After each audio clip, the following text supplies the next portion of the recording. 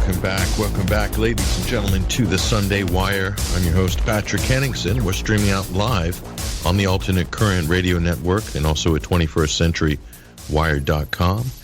Thank you so much for joining us. Now, our roving correspondent for culture and sport, Mr. Basil Valentine, is on the line right now. Hello, Basil. How are you doing this week? Good evening, Patrick. Good to be with you. Great to be with you too, Basil. And there's a few big stories going right now. I don't know where to start, but it seems like another sort of mini upheaval, I guess is a way to describe it, in British politics. We're coming up to the Brexit deadline at the end of January, but other things are going on as well in tandem with that. Just walk us through some of these happenings. Boris this week threatened to sack cabinet ministers if they didn't perform. He's got a nice big pool of thrusting new Conservative MPs to replace them with. So, we have yet to see this new government in action in any meaningful way. And Boris's previous stint as Prime Minister was completely overshadowed by the minority government he headed. But he's now got absolutely unbridled power for the next 5 years. He's in an unassailable position, so we wait with bated breath to discover what exactly this new government have in store. On the other side of the aisle, of course, it's all change with the Labour leadership election now in full swing. But of the 5 remaining candidates, it seems that only 2 have a realistic chance of winning. They are Keir Starmer, who's the 9-4 on favourite, the bookmakers, as short as 1-3 in another place. That means you've got to have $30 on to win another tenner. And his chief opponent appears to be the so-called continuity candidate. That is the left-leaning Rebecca Long-Bailey. She is a 7-2 chance. $20 to win another 70. The other 3 candidates, Lisa Nandy, who made some ludicrous remarks about the Spanish government's suppression of the Catalonian independence movement as being a textbook example of how to oppose nationalism. Comments that were widely derided as extremely, ill-informed to the point of being idiotic. I think she's out of the race, I'm pleased to say, Lisa Nandy. And then there's the dreadful Jess Phillips. Fortunately, a 50-1 shot with Ladbrokes. And the shadow foreign secretary, who I'm surprised isn't a little bit more popular in the betting, but appears to command almost no support amongst Labour members, and that's Emily Thornberry. We've got 4 women and 1 man amongst the 5 candidates. Who would you tip as the likely winner based on this, how things are shaping up right now? Well, the odds on Keir Starmer are shortening all the time. It's beginning to look like he's going to be a bit of a shoo-in. But I read this week that he went to address Oxford Labour Party, and he was as dull as ditch water. He completely fails to inspire anybody. He's a career lawyer, which pretty much says it all. Lawyer turned politician, and he doesn't really have very much to offer, but he is seen as the safe pair of hands. He's also Sir Keir Starmer. That always looks good, personally. People say that, his reputation is too easily destroyed. He refused to, when he was a director of public prosecutions, he refused to prosecute the police officers involved in the murder of Jean-Charles de Menezes, if you remember, the Brazilian electrician shot in the head at Stockwell Station. Yes, that was on the days after 7/7, the notorious subway bombings and bus bombings. That's right. So interesting connection there, Basil. Yes, well, he's very much the sort of so-called centrist, i.e. neoliberal wing of the party, and an avowed Remainer as the party's former Brexit spokesperson.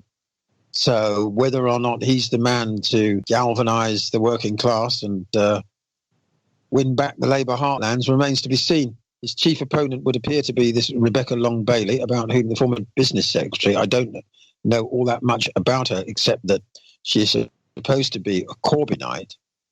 But all 5 candidates for the leadership, of course, have signed up for readily agreed to the Board of Deputies of British Jews 10 pledges, really an ultimatum, 10 pledges which they invited the leadership candidates to sign in order to gain the approval of the Board of Deputies and avoid the whole anti-Semitism farrago being extended. However, this list of pledges, which is really an ultimatum, is completely unworkable apart from anything else. I mean, it includes some really quite ludicrous demands.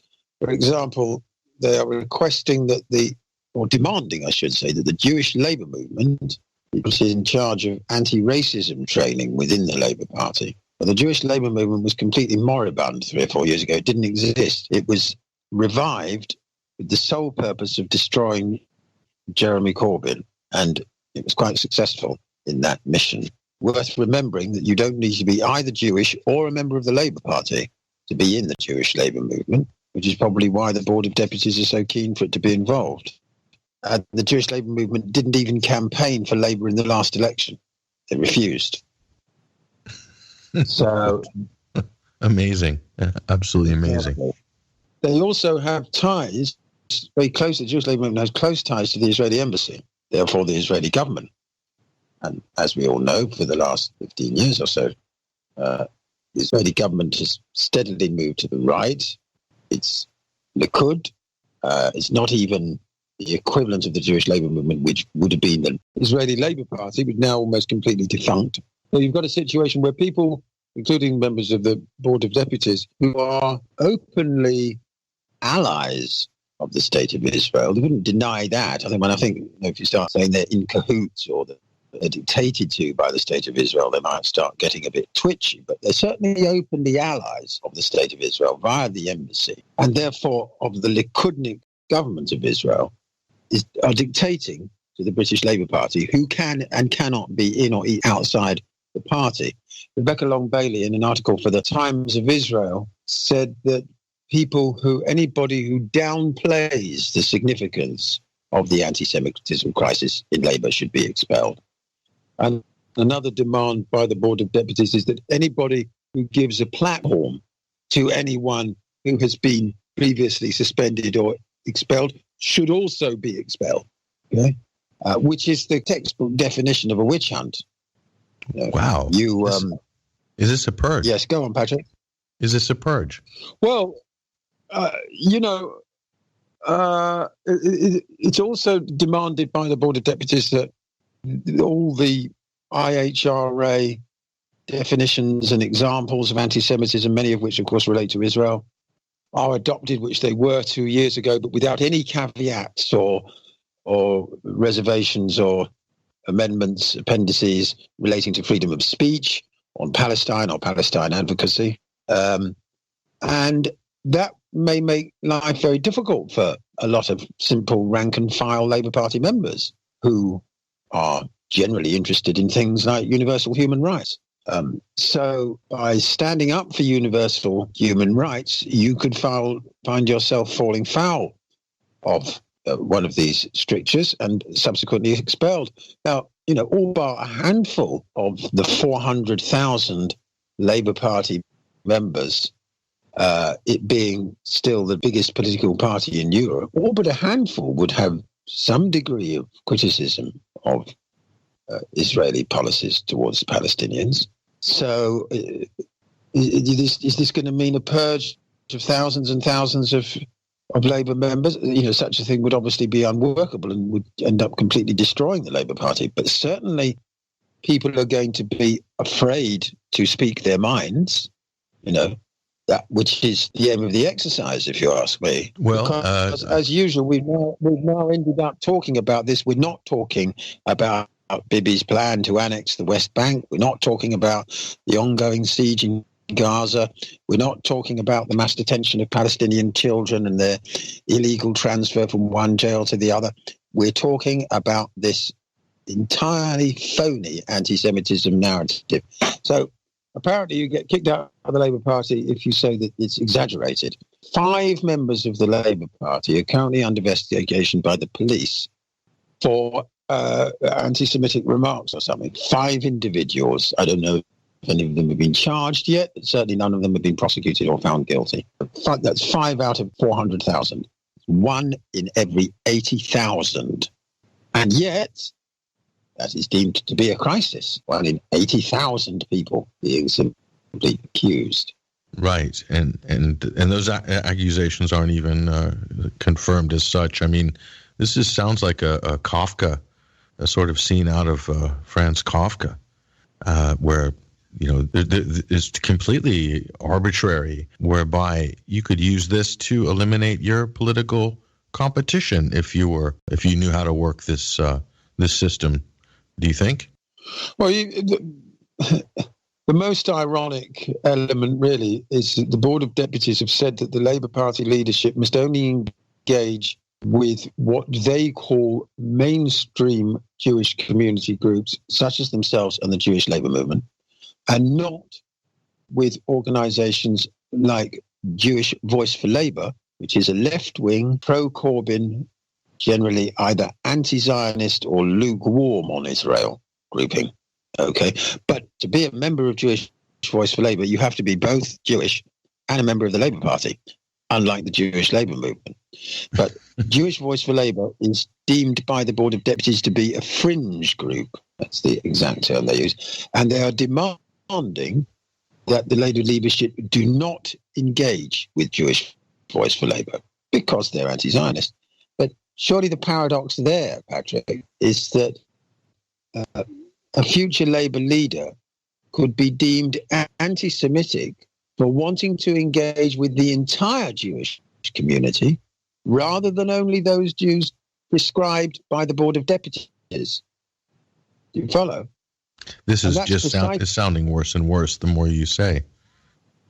So therefore, by extension, one could say that the Board of Deputies are themselves being anti-Semitic by excluding Jewish Voice for Labour. Yeah, it's farcical. It's farcical, and it would be funny were it not really deeply sinister. But the speed with which all 5 Labour leadership candidates readily agreed to this list of demands was quite frightening and indicated there's some sort of prearranged collective decision that they were all going to cave in, because we've now reached a point where any kind of resistance at all, never mind pushback, but any attempt to sort of draw a line in the sand, as it were, and say, hey, come on, hang on a minute, is itself deemed as anti-Semitic. You see what I mean?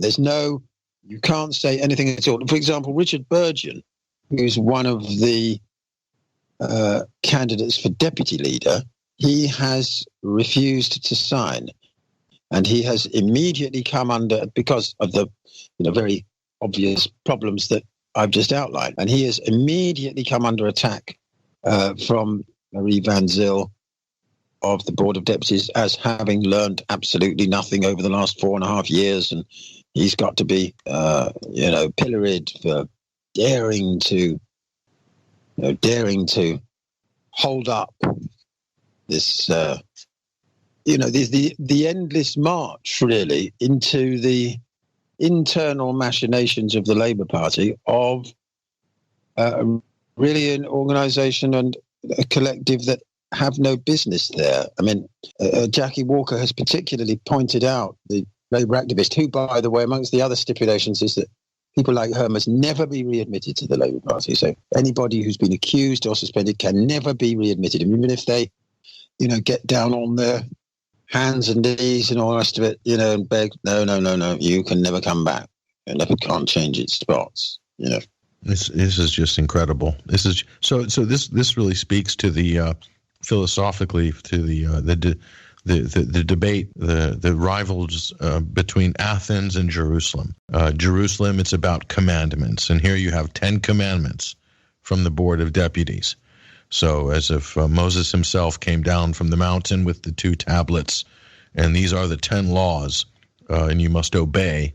And then on the other side, you have Athens, where you discuss, you have debate, discourse, you apply critical thinking, you test the veracity of the arguments, You try to find the empirical truth there somewhere. So these are two different schools of thought, Jerusalem and Athens. And we've had Gilad Atzmon on the show before to explain that intellectual paradigm, which is really Athens, you could say, is the foundation of Western civilization, many civilizations, in fact. But so there's two different ways of approaching things. So Jess Phillips is one of these labor leaders running for leadership, and one of the rebels in the party. Her name is Rachel Cousins, otherwise known as Rachel Swindon on social media, and she tweeted out earlier in the week, Basil, that she listed her own demands for the Board of Jewish Deputies, saying that they need to throw their weight behind comments made by the Prime Minister, racist comments, anti-Muslim comments, degrading women, etc. She lists them all out here, and says that things like human rights and the rights of Palestinians is universal human rights, can't be legislated in terms of discourse, and that the policies and the crimes of Israel under investigation by the International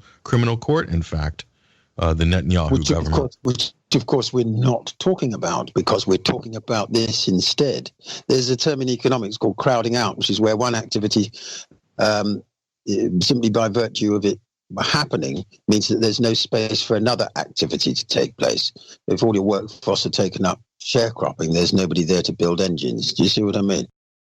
Listen to what Jess Phillips said about this. She said about Rachel Cousins, she said, "This is anti-Semitism, holding Jews collectively responsible for the actions of Israel. It has no place in labor. Rachel Cousins should be suspended immediately."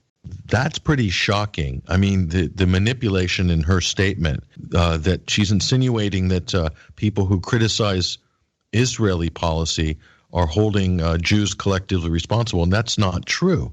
Not true at all. This is something that's being projected onto reality by these fringe, what I call fringe, radical centrists, the Blairites and the Labour Party. No, Jews should not be collectively held responsible for the actions of Israel. I agree with that. But the actions, it's everybody's right to oppose and to hold the state of Israel accountable for its actions and policies. And this is the part that's not being said. How this is being spun, to me, is so insidious by these I don't know what to call them, Trotskyites. I don't know what to call these people, but as you know, BP and other Zionists are only too eager to claim that Israel does represent the collective identity of all Jewish people, in spite of the fact that there are many anti-Zionist Jews. So it's a sort of it cuts one way but not the other. You see what I mean? The Board of Deputies are sort of, behind what they're saying is that you can't criticize Israel, because if you do so, you're criticizing all Jews. And yet, when Cousins makes the same generalization, she's immediately attacked. Do you see what I mean? Yeah, it's completely manipulative, the way they're trying to play this. At the end of the day, Basil, do you think this has the potential to ruin British politics for the next decade? Am I exaggerating by making that statement? No, not at all. And certainly what started off as a sort of 3 years ago as a subplot, an irritant for the Labour leadership, has turned into an existential crisis. Is the only way to describe it. Much of the fault lies with Corbyn the weak, as he may forever be known, and his failure to go on the counterattack when he was first attacked 3 years ago for his Palestinian advocacy. You see, they had in 2017, the election where May's majority disappeared.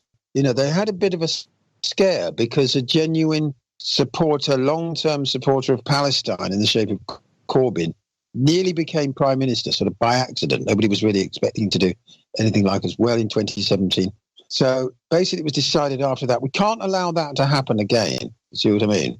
Mm-hmm.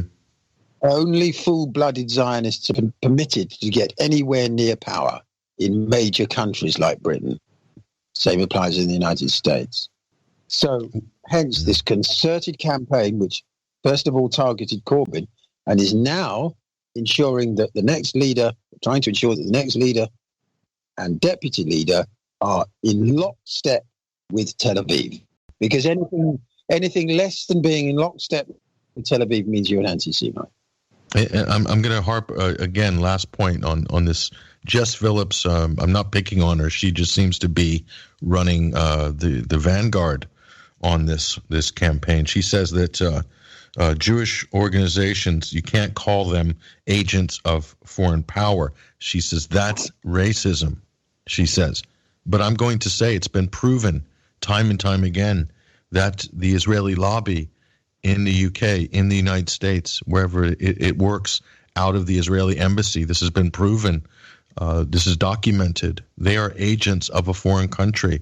They're working in the interest to transform the foreign policy of whatever country, be it the UK, be it Canada, be it France, be it the United States, to transform their foreign policy through pressure and through offering financial incentives. Okay, and through dirty tricks campaigns, as we've seen with Jeremy Corbyn. That's documented. It's been proven.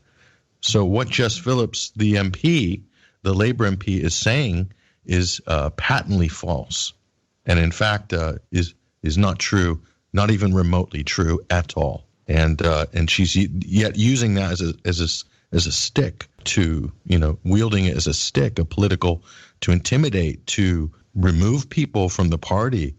It's just pretty shocking that this is happening in broad daylight, Basil. I don't know. I find the whole thing amazing.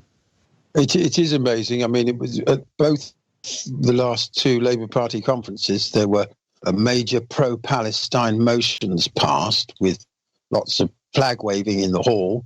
And the last conference also voted for an embargo on arms sales to Israel. Emily Thornberry, the shadow foreign secretary, gave the game away in many ways in a blog she wrote with the Times of Israel, where she said that she had been trying to change that policy and had been opposed to the embargo on arms sales to Israel. Well, in many ways, that's letting the cat out of the bag, because that's nothing to do with anti-Semitism. Or if you are linking an embargo on arms sale to Israel to anti-Semitism and irrational hatred of all Jewish people, that's a very, very, very dubious connection. But that's exactly this kind of connection that they're trying to make. They want to try and purge the Labour Party, of any meaningful pro-Palestinian sentiment, and at the same time even make it impossible to argue for a unitary state in all of historic Palestine with one person, one vote, and universal equal human rights. That's going to be increasingly difficult to argue for. The only position within the Labour Party that they want to see is just the decades-old lip service to the two-state solution that will never come about, which effectively means the ongoing apartheid that we see today. Yes, yeah, and it's widely agreed now by anybody familiar with this issue. The two-state solution was effectively a scam. This has been admitted as well by some Israeli officials and others who said it was just biding time to allow them to build 600,000 plus or 600,000 settlers and so many tens of thousands of homes in the occupied territories to change the demographics on the ground and thus create a new reality, what they call facts on the ground. That's what the peace process, the Oslo process, was designed to do.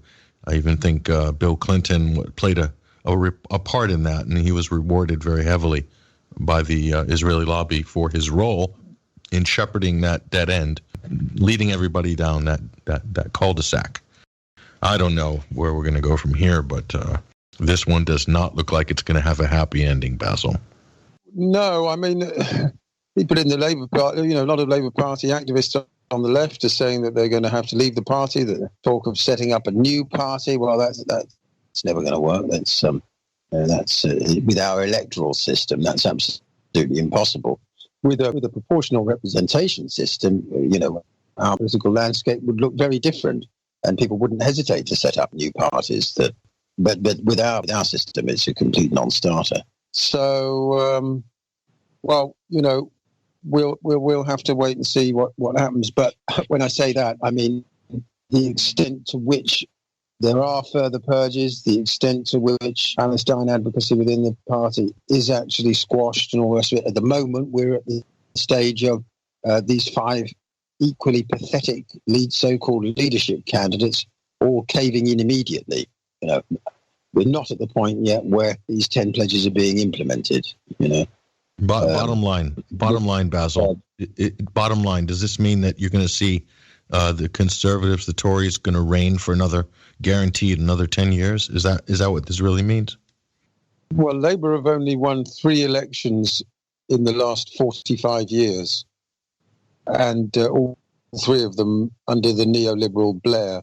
So, it's going to be very, very, very difficult indeed for any genuinely left-wing Labour Party to win an election in Britain, not necessarily because people don't agree with the policies, renationalisation of railways and some sort of redistribution of wealth in favour of the working poor is, extremely popular. But because, by a combination of media and this, that and the other, the Conservatives have got a stranglehold on power in Britain. Wow. It looks like it's going to stay that way for the foreseeable future. For the foreseeable future, yes. But just going on from this, Palestinian advocacy is becoming increasingly difficult, not just in the Labour Party. It's come out just in the last few days that counter-terrorist police have identified the Palestine Solidarity Campaign as being a possibly extremist organisation and one that therefore needs monitoring under the so-called PREVENT scheme.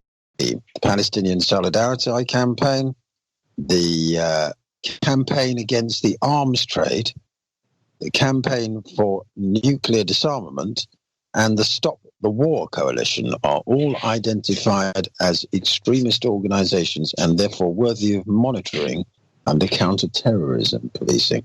What does You're that tell kidding you me. about? I'm not kidding you. Oh my gosh. Well, that's where things are. That's unprecedented. That's unprecedented. So this is Boris's government of the people. I can see. Very interesting. Orwellian turn that's been done here. Yes, Interesting. I mean, because this has now, come out, this is now in the public domain, we can expect some pushback. Yes. But had it not into the public domain, then one can only assume that, the next step, traditionally for our glorious boys in blue, of course, is to infiltrate these groups and start making notes on people. And we are in a sort of Stasi-type secret police situation. But, let's just reflect for a moment. The campaign against the arms trade, does what it says on the tin. It tries to, scale down the industry of death and destruction that causes so much suffering around the world, Mm-hmm. And yet that's placed on an anti-terrorist. You would have thought that the weapons manufacturers and those that supply them to homicidal regimes or if anybody was going to be placed on a terror list, it would be them. Entirely non-violent groups like the campaign against the arms trade have no place anywhere like this. And if I can quote Andrew Smith, a spokesperson for the campaign against the arms trade, he said that their placement on the terror watch list was political policing. The message that this appalling list sends is that if you care about social justice or oppose war, arms sales, discrimination or conflict, then you can be included alongside white nationalist and neo-Nazi hate groups. Political policing has been a major problem. This document takes things to a whole new level. It is yet another shameful attempt to repress dissent. It further discredits the fundamentally flawed PREVENT scheme. It is long past time for police and government to stop criminalising democratic protest.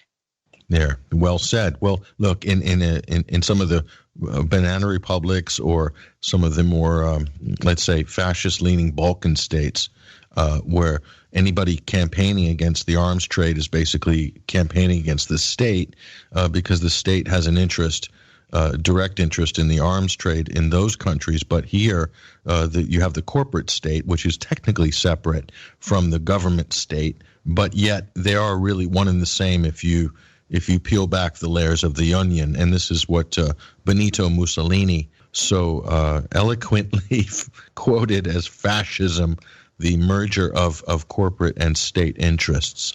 There's coming together, the mesh of corporate and government systems and interests coming together.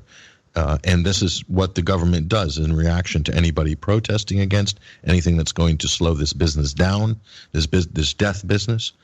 They're going to be labeled as extremist, basically.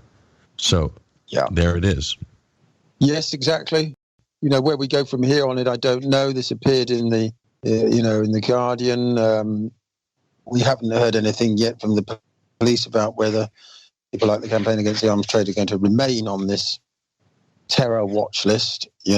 Whether the chattering classes have begun to wake up to the fact that we're increasingly living in a police state or not. So we'll see where we go with that one.